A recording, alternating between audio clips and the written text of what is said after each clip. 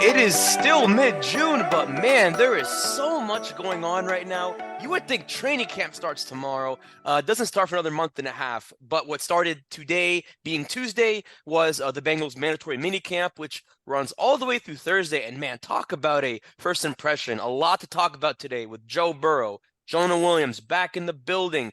We catch up with Tyler Boyd in a one-on-one chat.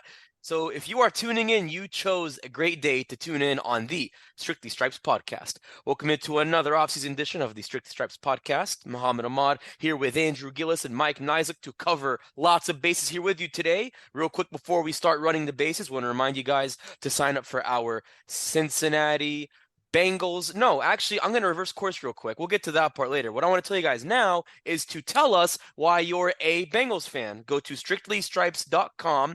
And there's a form that says why I'm a Bengals fan. Tell us your story. Fill it out. Takes less than 5 minutes. Tell us who, how, when, where, and why you became a Bengals fan. And you can also email that to stripes@cleveland.com. We're going to start sharing these responses next week. We may even have some respondents on the podcast. So make sure you fill that out as soon as you can before the end of the week.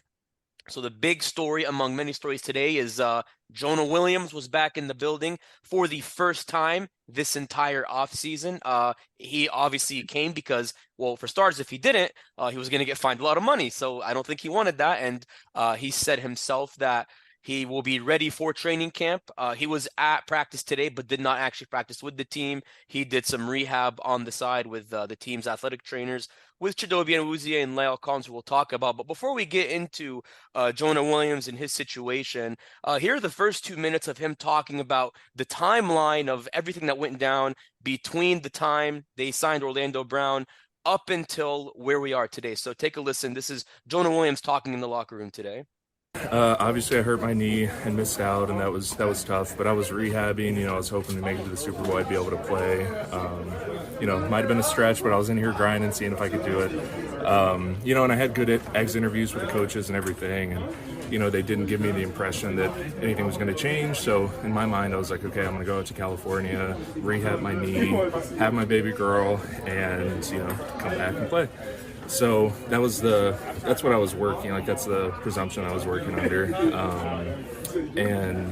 So the main issue for me was the way that I found out, the way the communication happened, because I'm sitting on my couch, my fiance's 40 weeks pregnant, her due date was in, I want to say like 3 days.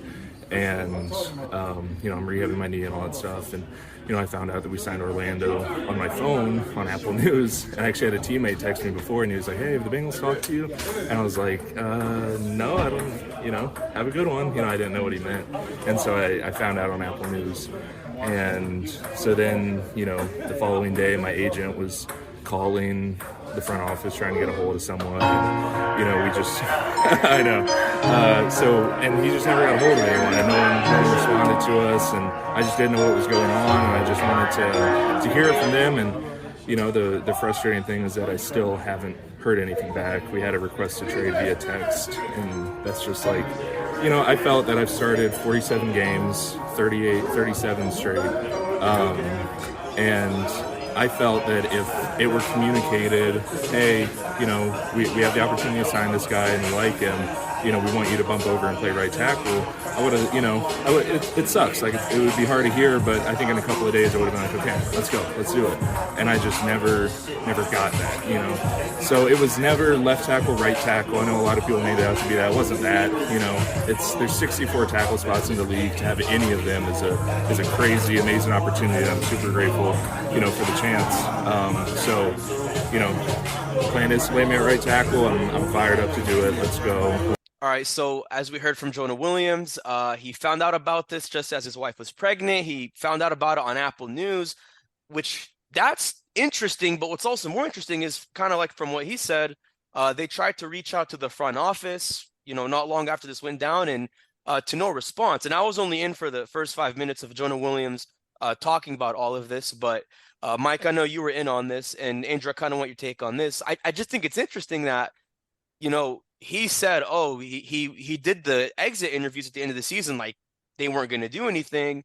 Then they make the move unexpectedly. He doesn't know about it unexpectedly. And obviously we'll hear from Zac Taylor on Friday, so he'll be asked about that, I'm sure. But Does something just not add up here with the details? Because I don't know. That's a little bit interesting to me. What do you mean not add up? I mean, I frankly, I thought he was pretty clear. His issue, like he said, he was sitting on the couch, and that was kind of how he found out. And, he kind of made the point of, I thought pretty fairly and pretty, pretty point blank of just, look, I've played 47 games for this franchise, and he was including playoff games in that. He's played a lot for this team. He's been here since 2019. I mean, as crazy as it is to say, there's not that many guys who are around at that time in Cincinnati. So, he's been around a little bit. He just kind of thought that he was owed an explanation and owed some communication, and I think that's fair to say. I don't Right. think That's that what I'm saying. I don't think he's wrong to want that. I thought, the interesting thing, and Mike can talk more about this because I believe he was actually the one who asked this follow-up question, where, he asked just, hey, you still haven't had a conversation with the team. And he said, no. He's talked with Zac Taylor, he's talked with the offensive line coach, Frank Pollock. He's talked to teammates and everything like that, just no one from the front office. And there was another question later on in the interview, where, he mentioned, look, there's, I mean, who's to say if it's going to be in his mind at the end of the year, but I mean, this is a contract year, and it very clearly still kind of matters to him. He's ready to go now. He's going to play. It sounds like he's going to do everything he can to try and win that right tackle job, as I think could be expected. But yeah, to me, the interesting part is that, that it still hasn't happened, and that frankly that it never happened, that conversation with the front office.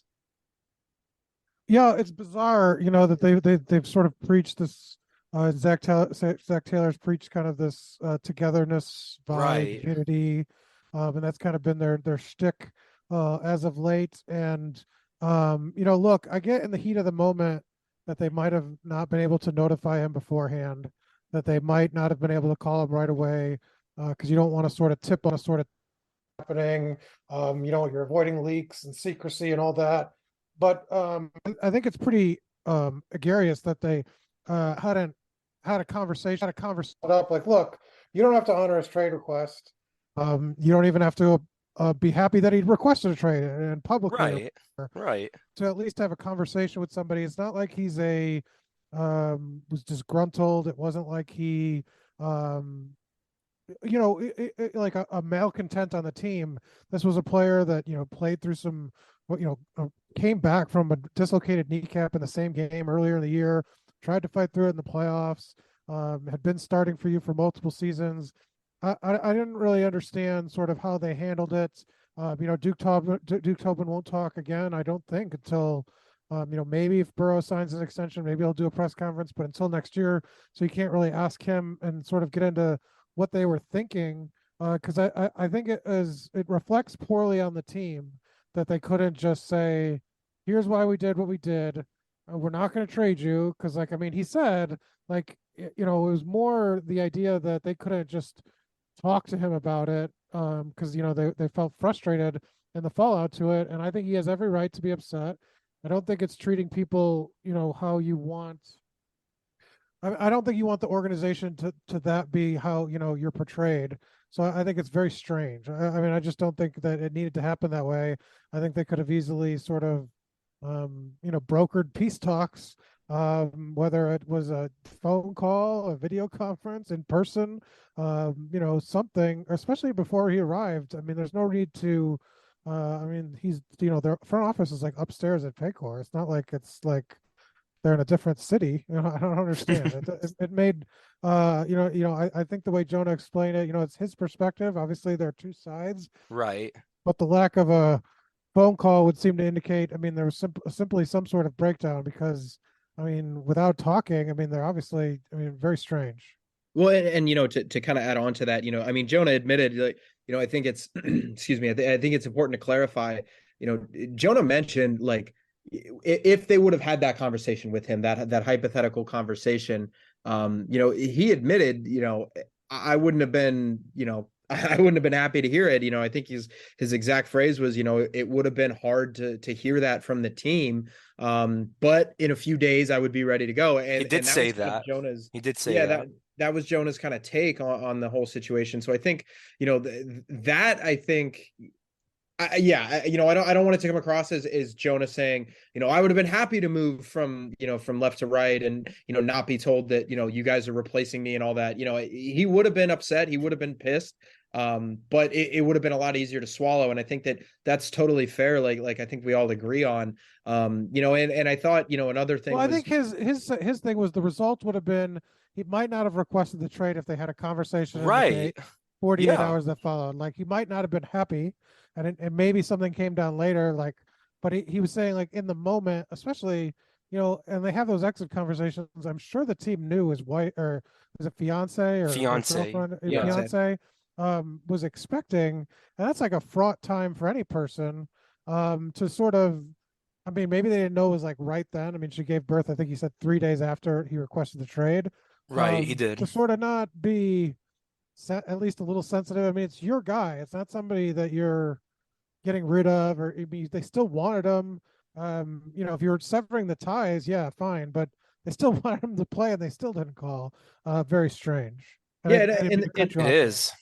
No, I was gonna say. I mean, like the part that I was gonna add was, I think he wanted to also make it clear that this was not a left right right left thing. This was just a communication thing. I think there was a little bit of talk, fans or whatever that were saying, oh well, Jonah just doesn't want to play the right side, and I think we even talked on this podcast, like, look, Jonah's going to be a free agent in a year. And it's kind of an undeniable fact if you look at some of the yearly averages that left tackles still get paid more than right tackles. The cost is not significant, or I guess to NFL standards, it's not significant. It's only a couple $1,000,000, as I say, only laughing. Only. There is a price difference, but I think he also kind of wanted to make that clear. But yeah, I mean, to go back to your point, I'm not even, I think we're all, like I said, I think we're all on the same page that there should have been some kind of conversation. I don't even think that it needed to happen before or during, like a call that says, hey, we just signed Orlando. It's going to come out in like an hour,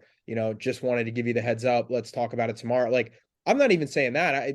There's no, there could have been a conversation had in the next 24 to 48 hours and said, okay, hey, we'll be in touch. We'll talk to you soon. And then you give him the lowdown and say, look, we had a chance to make our team better. You're still going to be a vital part. We still, expect you to come in and compete for a starting job. Like, it was a very easy conversation to have. So, yeah, I mean, I think he has kind of a lot of, frankly, a pretty good right to be upset with the team. And we'll see. He seems to be in good spirits now. But now it's kind of past. And I think this is not, after these couple days, I mean, this stuff is kind of going to go away unless, one, there's an injury, or two, and if everybody's healthy and they play out the season, this is going to not really be a factor until next off season. So you guys said a lot there, and honestly, I was really, Mike, I felt every word you were saying. When you first responded to Andrew. Like, here's the thing: there is another side. We're gonna hear from Zac Taylor Thursday. I mean, unless Joe Burrow gets a deal done here soon, we're not going to hear from Duke Tobin for a very, very long time. Probably not till the next calendar year. But, like, that's the thing. Like, Jonah said himself, it's not because, oh, I'm going to right tackle, I'm pissed. He said himself, like, there's only like 64 total tackle starting positions in the NFL. 32 times 2. Yeah, there's 64. So, he even joked like, oh, if they put me at free safety, I'd play free safety. Like, it's the NFL. It was just about the fact that, like, your wife, or not wife, I'm sorry, fiance's pregnant. I mean, and maybe they didn't know that, but even then, regardless of whether she's pregnant or not, like, you got your guy who you made it sound like nothing was going to happen. And then even when it did, nothing. And I'd be interested to hear his agent's side of it, because I wonder if, his agent has a different take on this or a similar take with more details on this. But yeah, I think Mike makes a really strong point. Like, you hear unity, but this is not a uniting moment, and this is not to bash on the Bengals front office, but there's a disconnect there, and I'll be really interested to see the other side of it. Maybe there's something we don't know that, to where the truth is somewhere in the middle, but it really just sounds like Andrew said, Jonah Williams, frankly, has a right to be pretty pissed. And I mean, here's the thing: if it wasn't for him, getting worried about losing the money. Like if he wasn't on the last year of his deal, then who knows? Yeah, maybe he'd probably hold out longer. And I could understand that. I wouldn't blame him. It'd be like a Jesse Bates situation, but the only difference is he's on a contract, so he didn't want to get fined. Whereas Bates was, he didn't sign his tender until late last year. So it was different, but it's the same idea. So like Andrew said, whether an injury goes down or something changes, things are pretty settled and mum for now, at least till training camp. But stay with us. We're going to talk more offense as Tyler Boyd joins the podcast for a one-on-one chat with me in the locker room as he talks about fatherhood, his 8th season with the Bengals, going into a contract year, and being the leader of the Bengals receiving room. You don't want to miss that conversation when we return on the Strictly Stripes podcast. All right, thanks for staying with us on the Strictly Stripes podcast. Joining me is Bengals veteran wide receiver Tyler Boyd, who I don't think I've caught up with you so far this offseason. Tyler, appreciate your time. How are you doing? I'm doing good, bro. You? Doing good. So obviously you came back last week, got your work in. You guys are in phase 3, the final phase of voluntary workouts. Looks like you obviously haven't missed a beat. What's been working for you so well this offseason? Just staying in shape, making sure I'm still on cue with all the fundamental aspects of the game. And, I still look at the scripts and the plays, and I still go over it on my own time when I wasn't around. So, I still stayed with the team and how the installs was going. So I've been pretty good. A lot of guys on the offense, obviously including T and Jamar, have said you're still the leader, you're still the guy. And that's been your role for the last couple of years. But how different is it being the guy going into, it's year 7 now, right? Year 8? How different is it going into year 8?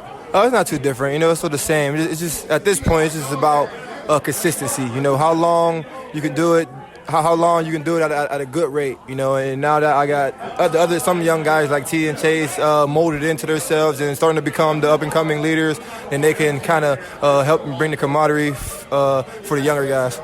What's it been like seeing younger guys like Charlie Jones come in? What have you seen from the new guys like him and Chase Brown and others that have, been practicing so far with you all?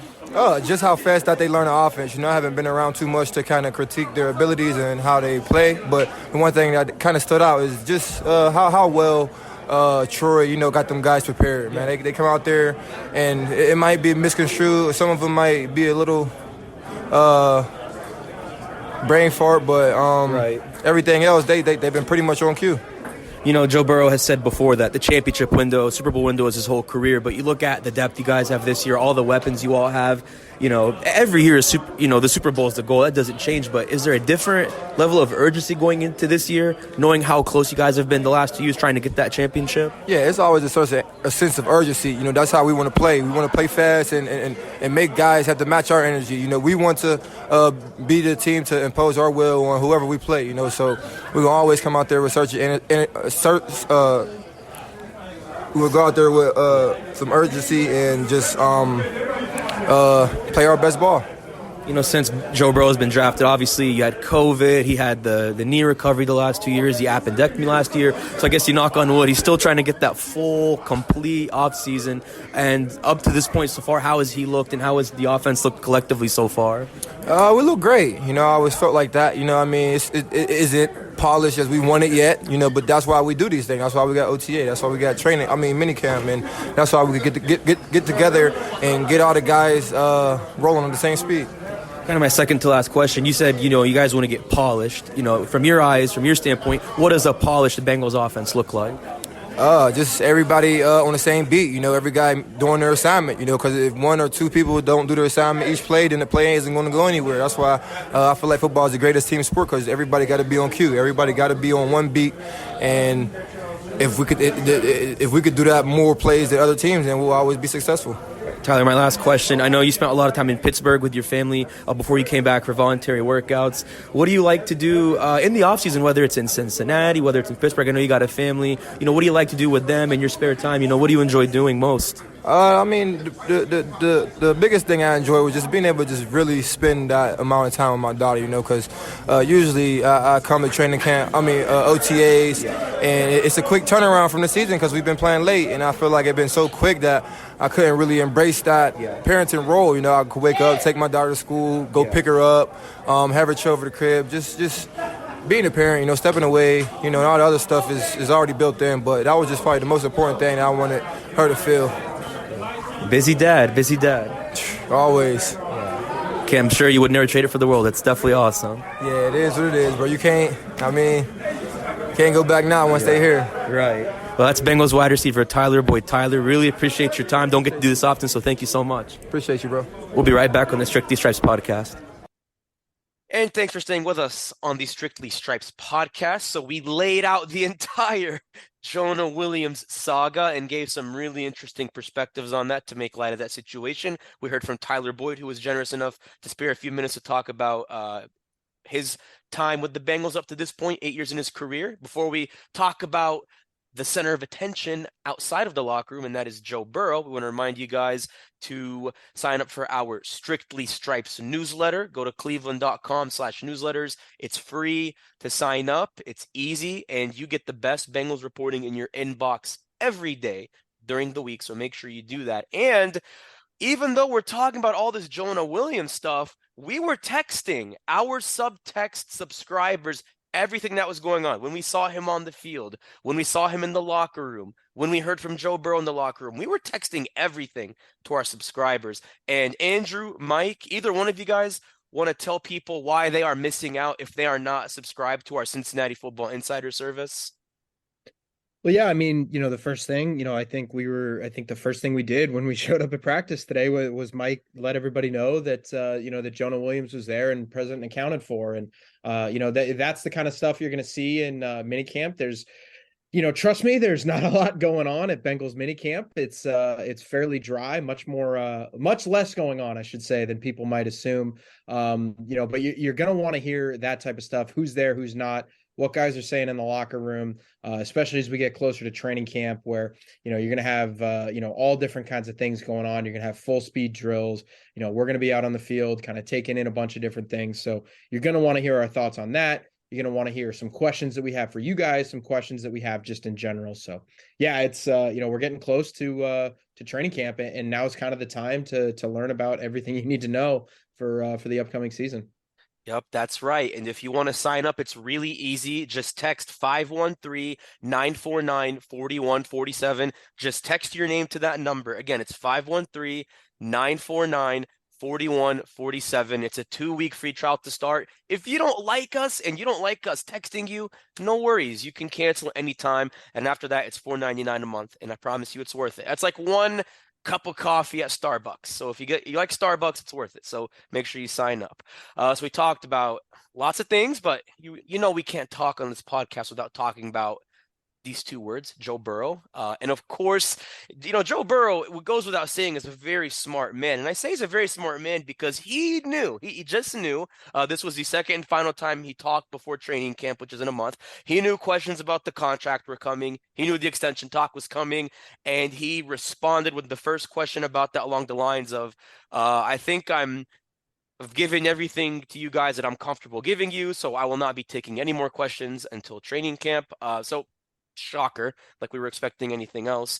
But yeah, we are not going to hear anything about this until training camp unless a deal gets done between now and then. But yeah, I mean, I know we talked about this a little bit on Monday being yesterday because we're taping this on a Tuesday. So, there's really not much to talk about there, but I think what's interesting, and there's a lot of funny stuff he talked about too that I want to get into, but he was saying that his personal goal is to be the best player in the world. Like that's what he said. So if that's not what he is now, then someone asked him, who is the best player in the world? And he said, I don't think there's any argument that it's Pat Mahomes. So at this point, we've had so many podcasts debating Patrick Mahomes versus Joe Burrow. Joe Burrow said himself, Patrick Mahomes is the best player in the league. So is that it? We're not going to debate Mahomes versus Burrow until next year, right? Like, is that pretty much settled the argument? Well, I mean, I think that's where we've come in on that debate as well. So this only confirms what we've already confirmed for ourselves. I don't think it confirms anything. I mean, I don't think we needed Joe Burrow to say that. I think we kind of knew before. I mean, Joe Burrow could have gotten up there and said, "I'm better than Patrick Mahomes," and we would be sitting on this podcast being like, "All right, well, we would be really busy if he said that right now." Yeah, yes. we would. But we would be sitting here saying, "No, that's not true." Yeah. Yeah. So, but here's maybe a context clue when it goes to the contract stuff. And this probably isn't even a context clue. So I want your all's take on this. So I asked him about, the farm he bought with Blake Griffin. I think it was in Iowa that he bought back in January. And I think even Sam Hubbard was in on that. And he said, "Oh, I'm just diversifying my portfolio." And then there was a follow-up that he was asked, and he said, you see guys like LeBron James, who's like one of his idols, and Conor McGregor, who have a lot of businesses, a lot of ventures, a lot of projects. But he said, "I'm not at that point in my career yet."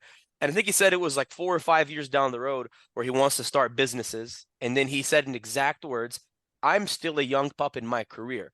I know we've talked about the money is maybe not a priority to him. And he's talked about the importance of keeping Jamar Chase, the importance of keeping T. Higgins. But like if he wants to do all these things in the future, all these business ventures that he hasn't done already, and he's still a young pup in his career, it's pretty safe to say that like he is probably going to get more money than a discount, right? Like he's not. Do you think that's a hint that he's not going to take a discount, that he wants the money so he can invest the money, or is that a completely irrelevant context clue? He's gonna make 200 more than 260 million, regardless of if he were to take a discount or not. So no, we're not going to see a Tom Brady odd year like that. Pretty much writes that off. I mean, but even if a discount isn't like he's gonna make $10 million a year. A discount is gonna be No, like no, no, God, no. he I don't makes mean like that. 250 instead of 260, so he still will be very, very, very rich. Yeah, I guess what I mean is, does he reset the market? Does he beat out Lamar Jackson or Justin oh, Herbert if Herbert gets a deal done? Joe Burrow is going to be very, very soon the highest paid player in the league in terms of, annual average value. I'm not sure that he'll beat Mahomes' deal of 450 plus, because I Uh-huh. just don't think that he's going to sign for, I'm terrible at math offhand, 8 years, 9 years, whatever it would cost to kind of make that deal a bigger deal. But yeah, I've made this case a bunch on here. I think if Joe Burrow gets $58 million a year, and that's his contract that he signs, yeah, he theoretically left money on the table, because if Joe Burrow said, "Actually, no, I want 60," the Bengals aren't going to tell him no. It's a really, really dicey subject. So yeah, I mean, I think in any case, you're going to hear Joe Burrow left money on the table. And I think, fans kind of like got to understand that, like, unless Joe Burrow did the Tom Brady thing, which I think, he's not going to, like, unless he did the I'm going to take middle of the market value for quarterback play, it's not going to matter in terms of keeping other guys around, Yeah, no, specifically like T. yeah. Higgins. Yeah, I get it. I just, because there's so like little to nothing out there that we know, I'm just thinking, okay, let's put our detective glasses on and look at some context clues. Oh, I want to open my businesses later. How do you do that? You get your money now. How do you get your money now? By being the highest paid player in the league. What does that mean for, T and Jamar and all these guys? But again, I'm crazy, and I believe we've established on this podcast that I am crazy. So if the listeners didn't know that already, congratulations. Now you know. But obviously, and then kind of going back to the OTA observations, I don't think there was really anything that stood out. I mean, it was kind of like last week. I saw that Jordan Battle got some first team reps. I even think that there were some reserves on both sides of the ball that got very, very few first team reps. But man, I'm going to tell you who stood out to me, and people might be a little confused. Brad Robbins, I'm telling you right now, not only does that dude have hang time, he can kick it far. There was one point, I think you guys were sitting further in the bleachers. I was sitting near kind of like the ledge and, close to where the field is. He hit a punt. So he's on the opposite sideline of the bleachers we were at. Kicking from the opposite sideline, thereabouts, near the 50-yard line, kicked the ball that almost landed in the stands where the reporters were. Like that was, I think, the best punt he had all day. And when I saw him punting to Charlie Jones and Trenton Irwin, and I think Trenton Irwin and Trent Taylor. Irwin was in there as well, and Kwame Lassiter. There weren't really many returns they had. Like a lot of touchbacks. I saw they almost when they had the special teams units out there, they downed some balls inside the 10-yard line. I mean, Brad Robbins stood out to me. I know maybe that's kind of weird, or maybe you guys agree, but was there anyone that made any plays that stood out to you guys in the first day of mandatory minicamp today? So that's the thing.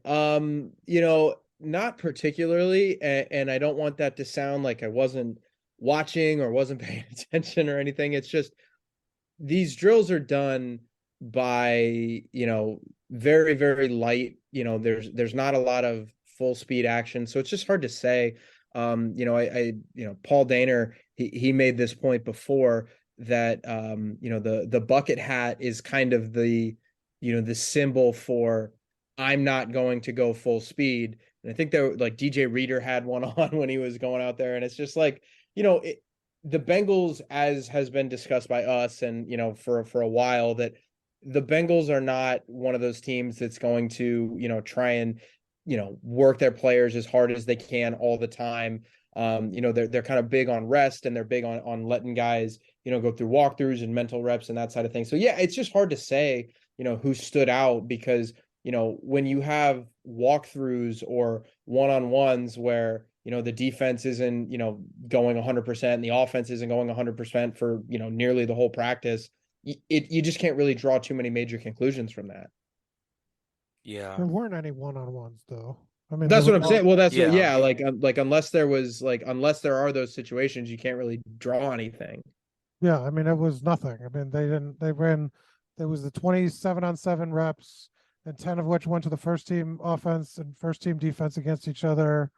It resembles full speed-ish, but the defenders are told, I asked Jamar Chase about this, they're supposed to be allowed to catch the ball if there's supposed to be no contact. You're not really supposed to, blanket them in coverage. So it's still not really like real football at all in any way, shape, or form. I think they only threw one pass over 20 yards with the first team offense. So reps on air don't really stand out. I think there was a few good passes Joe Burrow had. It was actually during the 7-on-7s, because if they started with the 11-on-11s, and then the back half of day one was 7-on-7s. I think there was a nice tiptoe catch I saw from T. Higgins going towards our side of where we were sitting on the sideline. And then I saw another one where you can look at my Twitter for those who don't follow me at Muhammad Ahmad TV. I actually captured this on video. And again, it's routine. There's no tackling. So I don't know how different it'd be in like a game or training camp. But I mean, I think Jamar Chase made a very normal, like he made a leaping catch over three guys, like very normal. And again, this is without contact and this is without any kind of hard hitting, so keep that in mind. But I don't know, it was still a pretty good progression. So Burrow's fluid. I think he even said it would be a fair statement to say that he's been working different throws and different arm angles. So I mean, we're not quarterback coaches. That's why Dan Pitcher's a quarterback coach. But I'm sure if you were to somehow get that video and watch it back, maybe he's throwing a little differently. Maybe that's where he's trying to, quote unquote, knock Mahomes off of the top where he is, which again, I don't think we're going to have that debate for a very long time because it's settled and done. But yeah, nothing really stood out. Maybe that changes tomorrow and Thursday because we're going to see the guys for 2 more days before things shut down. Stay with us this week. We're going to break those things down for you. We're going to have some unique guests for our podcast on Thursday. I'll tell you more about that later. And we're going to have some other fun topics to talk about to wrap up the week. But once again, for myself, Andrew, and Mike, I'm Muhammad Ahmad. We will see you on Wednesday. Take care.